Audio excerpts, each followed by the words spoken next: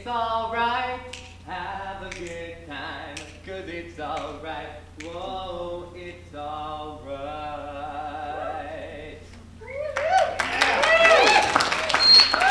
Thank you. Isn't singing fun? I think so. And my wife will tell you that I do it just about everywhere I go.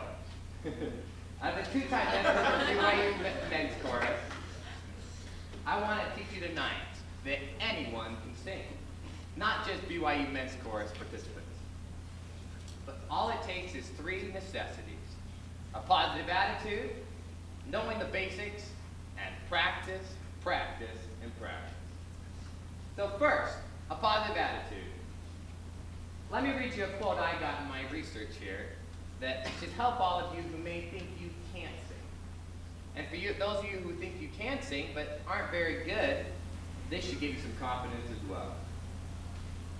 Joanne Wachowski of Pennsylvania State University, in a paper published back in the 90s about singing ability, said this: the assumption that the ability to sing is an innate talent rather than a trainable skill is suspect.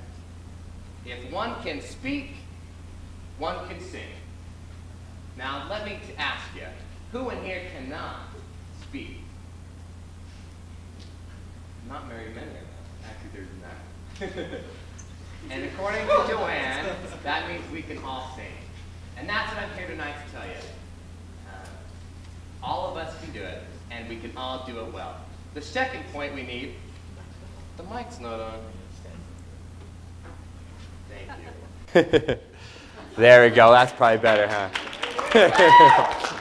Thanks. So the basics. Now, there's three parts that make up singing, and they're part of our body: the lungs, our diaphragms, and our vocal cords. I'm going to need you all to stand up. We're learning the basics here, all right? Now, I want everyone to take a deep breath. All right, now hold it.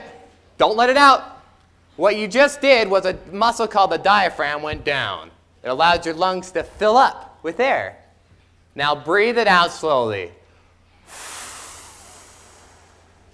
All right.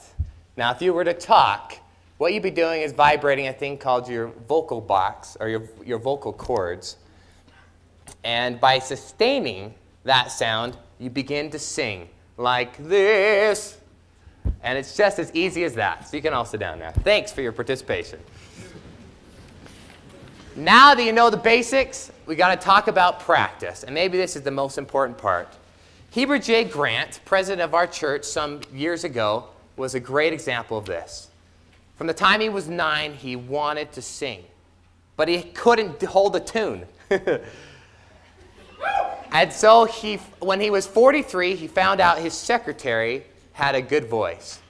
And he told him, "I would give anything in the world if only I could carry a tune." Well, this secretary must have read the quote, or at least known what this Joanne knew about, because he said, "Anyone who has a voice and perseverance can sing." President Grant took courage at this, and he practiced. Boy, did he practice. After 2 hours, he still couldn't sing a line from that song. So he kept practicing. And 6 months later, he could finally get it. And later on in life, he said, "I can now learn a song in just 4 hours."